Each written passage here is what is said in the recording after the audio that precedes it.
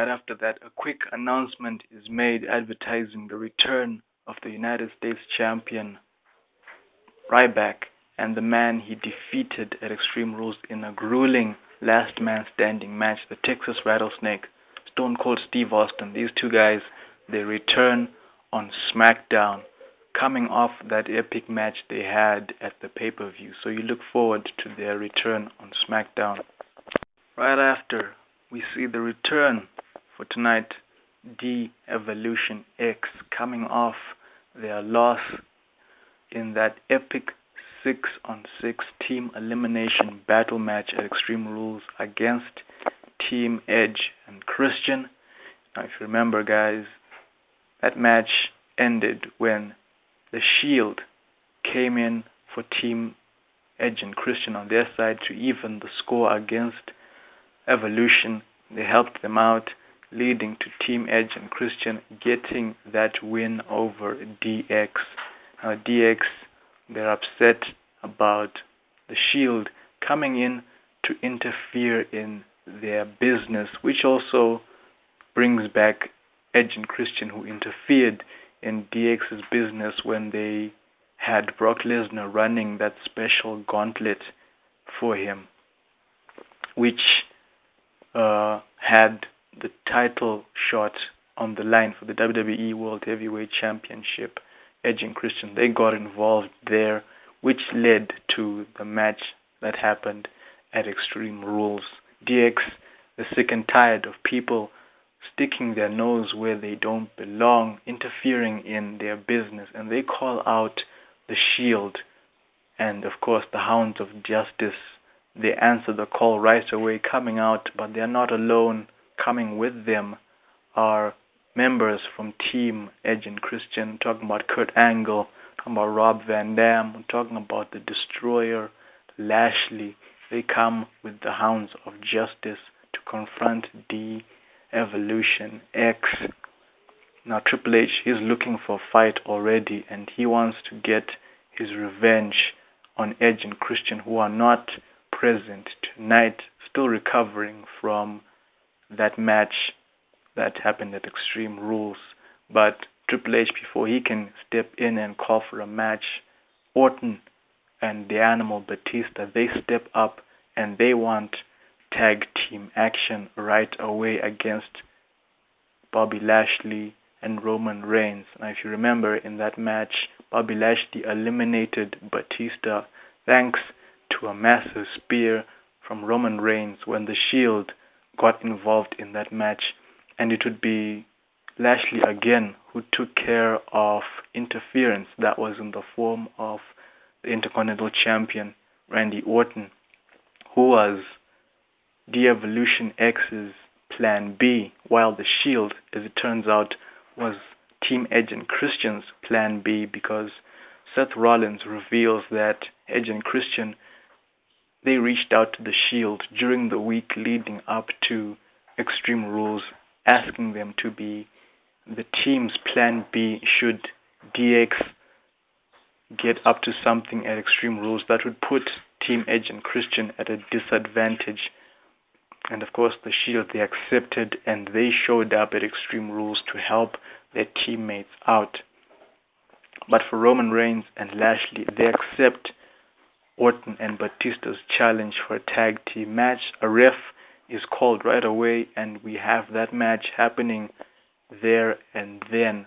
Batista, Intercontinental Champion Randy Orton versus the very first team up of Roman Reigns and Lashley. Now, despite them teaming up for the very first time, Roman Reigns and Lashley, they work well together. The chemistry is there between them, and they've got the power base in their favor against Randy Orton and Batista. Of course, Batista, he's got the power for his team, but Orton, of course, having to step up so that he can even the playing field for his team against these powerhouses, Reigns and Lashley, and they keep these two guys on their toes, keeping the match even and very physical.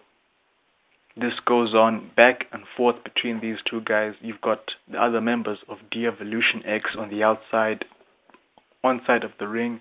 On the other side, you've got Rollins, you've got Ambrose, you've got Angle, you've got Rob Van Dam rooting for Reigns and Lashley. It doesn't take very long for chaos to ensue as these other guys, they start to brawl outside the ring when they can't really sit still and keep their teammates from being taken advantage of by the other guys.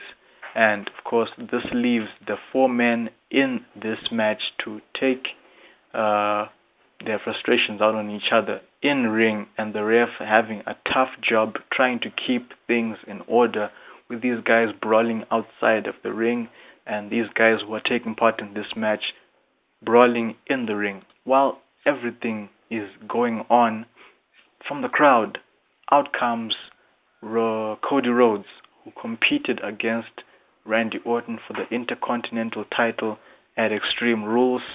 As you know, it ended with Goldust getting punted by Randy Orton and Orton retaining the Intercontinental Championship. So Cody Rhodes is out to get revenge on the Intercontinental Champion for his actions against Goldust, catching Orton by surprise with his own version of the RKO, the Rhodes KO, taking down the champion. And by this time, the ref is starting to get some order in this match. Rhodes, with his job done, he leaves back into the crowd as the ref ejects DX and the other members of the Shield, Kurt Angle and Rob Van Dam, away from the ring, leaving Batista to fend for himself with his partner taken out by Cody Rhodes. Easy pickings for Roman Reigns, and Lashley doesn't take very long. Take care of Batista. Lashley again with the pin over Randy Orton, who was the legal man, and they get the win. Roman Reigns and Lashley win over Batista and the Intercontinental Champion. And we move on to match number 3, which is the contender versus contender match. Brock Lesnar and Hideo Itami for the very first time in this audio universe, one-on-one, with the advocate Paul Heyman joining commentary to offer his thoughts on both of these men as far as this match is concerned, as far as SmackDown is concerned, and as far as the main event at Payback is concerned. There is no doubt in Heyman's mind that his client will come out on top in this match, and he will use that momentum to defeat the champion Dolph Ziggler and win the WWE World Heavyweight Championship and go on to defend it against Hideo Itami at Payback. So he's pretty confident, although he gives Hideo props for having the guts to make the decision and cash in and involve himself in the title match with Brock Lesnar being part of it. He gives Hideo props for that, but he feels that Hideo should have been smart enough to at least wait until the finish for the main event at Extreme Rules and then cash in. Perhaps then he would have had somewhat of a chance against Brock Lesnar, whom Heyman believes would have defeated Dolph Ziggler at Extreme Rules and would have been in a position to ward off Hideo's cash-in challenge. So he believes that Hideo cashing in after the match would have failed to defeat Lesnar, despite having just defeated Dolph Ziggler. In the ring now, unfortunately, despite what Heyman has to say about Hideo, the former Mr. Money in the Bank is actually putting on a fight against the beast Brock Lesnar. Hideo took the time to prepare and study Brock Lesnar, assuming that they would clash in the future one-on-one. He had not anticipated that they would instead have their one-on-one match tonight here on Raw. But anyway, he didn't doesn't mean he's unprepared for it. He was ready to take on Brock Lesnar. He just didn't anticipate that they would have that match tonight. Giving Lesnar a fight is keeping him on his toes, making him work harder than usual, because you'd expect Brock Lesnar to come in and completely dominate over his opponent and squash him and get the win in an instant. But Hideo is pushing Lesnar to his limits, forcing him to work twice as hard and forcing him to take Hideo a lot more seriously than he would have any other day. So Suplex City, as much as the fans are calling for it, it's not really there. Lesnar actually manages to pull off maybe a couple of suplexes because Hideo is on his case. He knows where Lesnar is setting his mind to. He knows that Lesnar is just looking for those suplexes, but he's ready for them. And as you can imagine, the frustration is building in the Beast, having to work more than he usually does against this man that he should have defeated moments into that match. Instead, you're getting more than you'd expect.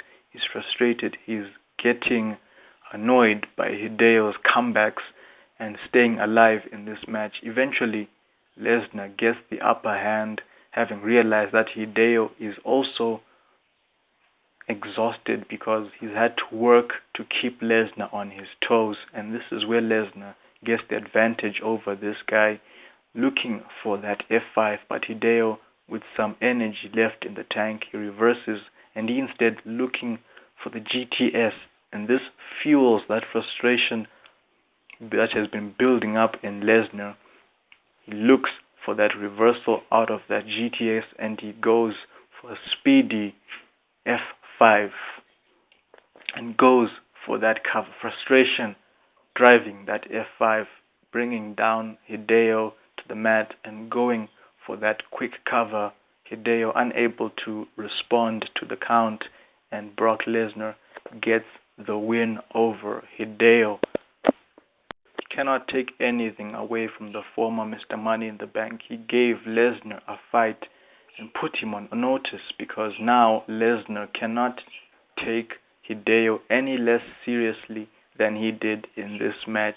If they were to fight again someday, you can bet Hideo might actually upset Lesnar and defeat him. But Lesnar, he's not done there.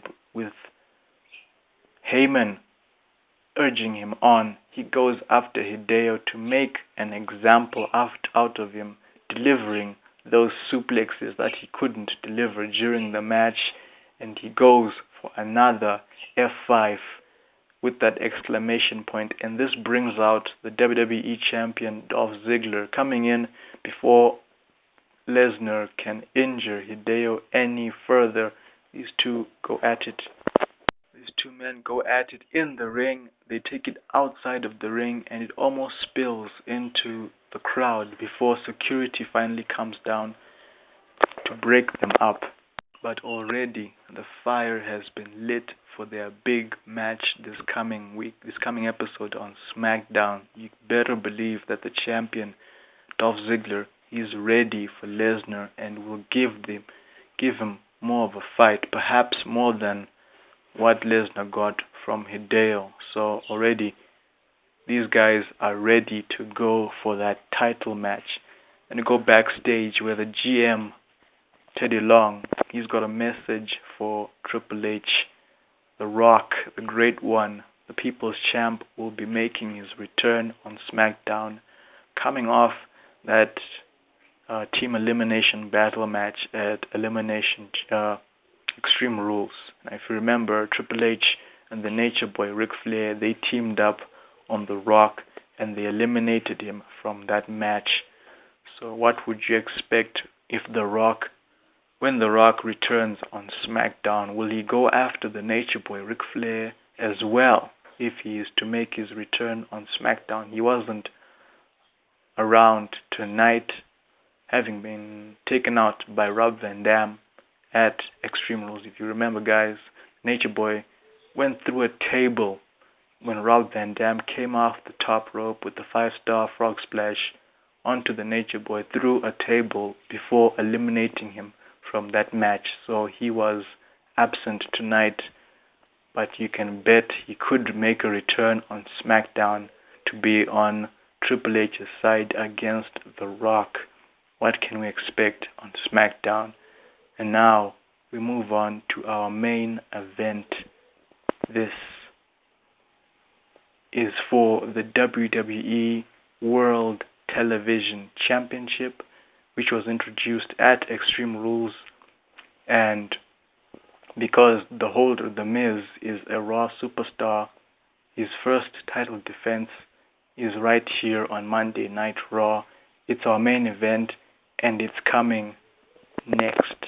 The Miz's entrance kicks off, but there's a little difference with this entrance because right before that awesome spot comes in with the picture of The Miz, with the flashes of Hollywood showing up, you have flashes of another superstar going on, and the crowd immediately recognizes who that superstar is. And by the time awesome hits in this entrance, instead of a picture of The Miz, we get a picture of Hot Rod, Roddy Piper, and right after that the bagpipes hit and the man comes out having hijacked what was going to be a short segment of Miz TV before that main event title match. Hot Rod has showed up, turning this segment into what he calls Hot Rod TV. The crowd couldn't be more pleased, saved by this man from another episode of Miz TV. Hot Rod has showed up, he's hijacked that segment, turned it into his own, and he's come to have a few words about this new championship. He never thought he would see the day when WWE would have a television championship, himself being a 2-time NWA television champion. He's interested in this title and he wants to see what kind of a champion The Miz really is, being the very first WWE television champion. He wants to see how far he can go, how much of a champion, how much fight can he bring in this very first title defense happening moments from now. And without wasting any time, Piper introduces the champion, his guest for Hot Rod TV, and there you have the actual entrance happening now with the limo pulling up by the ramp area as the red carpet is rolled along the walkway before the ramp, and you have a band of fans eagerly awaiting the arrival of the television champion. And he arrives, coming out of that limo, coming in to sign a few autographs for this band of fans that have been waiting for him. He's there taking selfies as well, walking down the red carpet with some bodyguards, keeping other members of the universe from being anywhere near him, despite that he's coming into a chorus of boos from them. It's only that band of fans that are cheering for The Miz, and he looks annoyed that Hot Rod has come in and hijacked his moment for Miz TV, where he was probably going to brag about being the most must-see champion on television right now.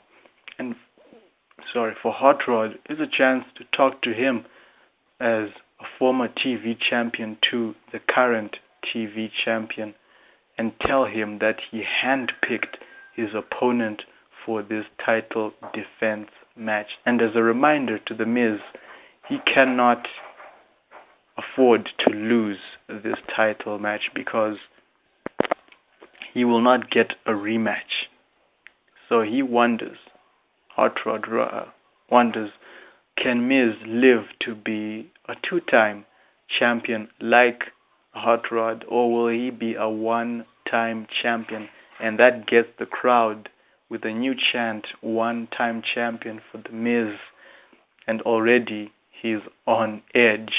and he wants this challenger to step up immediately and get this title match over and done with. And without wasting time again, Piper introduces The Miz to his first challenger, someone who can fit the status of the most must-see champion on TV right now. Can he prove his worth against the top guy, the face of the company? Who else but John Cena? If you remember, guys, Cena has not made an appearance in this audio universe yet. He was mentioned in episode 0 when we were chronicling what was happening leading up to episode 1, which kicked off